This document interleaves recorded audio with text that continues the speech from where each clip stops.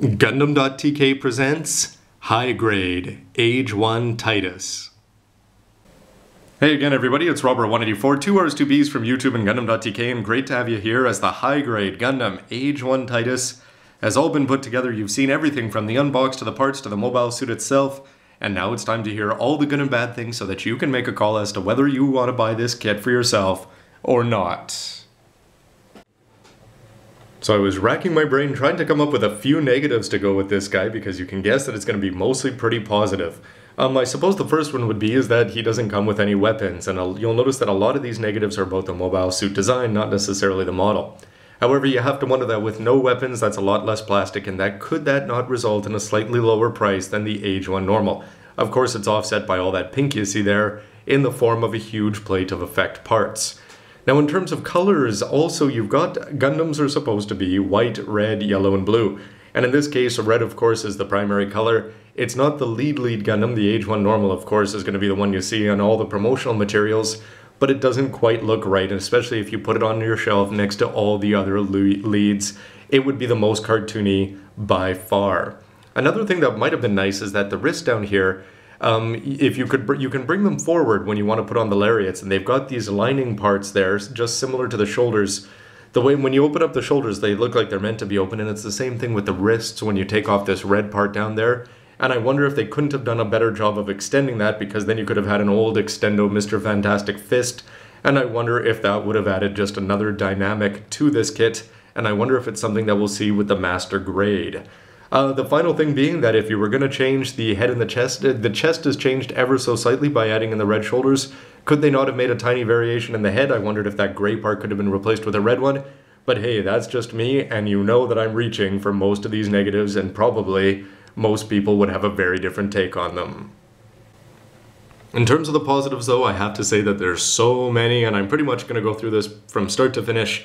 The best part being for me is that it wasn't a repetitive build. I figured with this whole wear system that if you're building three, it's a little bit different from having three different Strike Gundams where you're just swapping off the strike packs, or Force Impulse where you've at least got a color variation.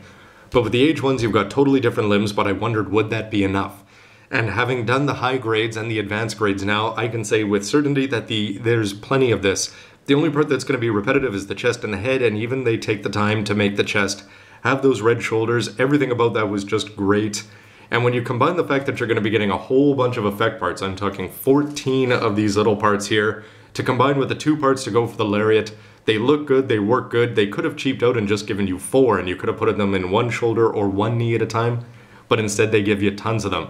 And you get a little tiny bonus that they vaguely work with the advanced grade, although you don't want to hold them upside down too much.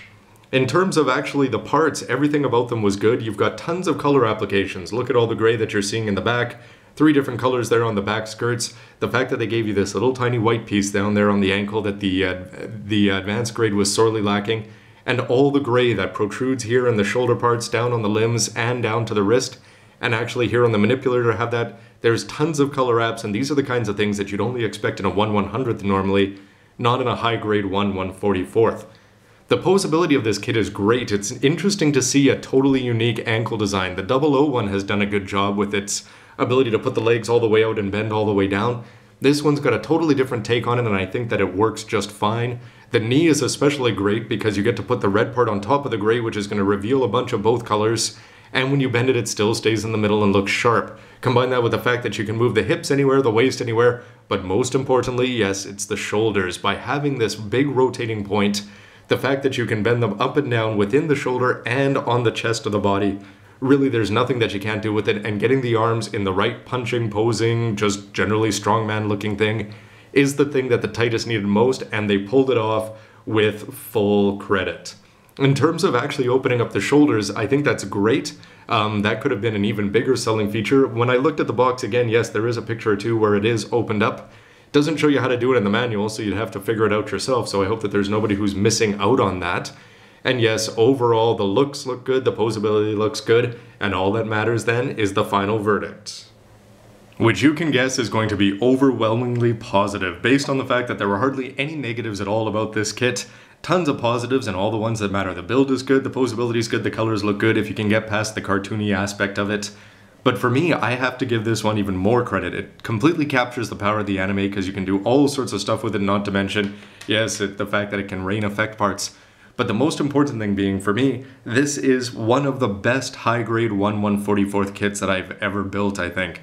You know, I used to think that the high-grade 00 was going to be the be-all, end-all, and it's great to see that with a new series with Gundam Age, Bandai has gone on to top themselves. The AGE-1 normal is great, but it is, just as the name says, it's normal. It's a Gundam, it doesn't really bring anything too new to the table, but the Titus, by bringing the strongman aspect in and pulling it off so well, I think is just fantastic, and if high grades continue going in this way, you don't really need a 1/100th to make up for the high grades, the things that it lacks.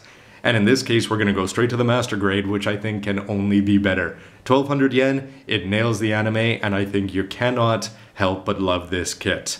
But that's just my opinion, and why don't you let me know yours down below about the MS, the colors, the model, and the build. And of course, I'd love to hear your feedback about the videos as well. Anyway, everybody, Robert184, gundam.tk, thanks for watching. Lots more Age reviews to come, so many from advanced grade, high grade, and of course, I'm very much anticipating the master grade now.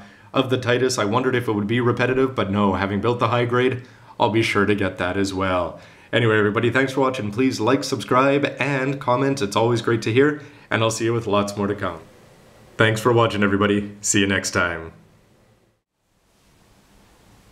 Bandai should have made an effect part of a championship belt for this guy.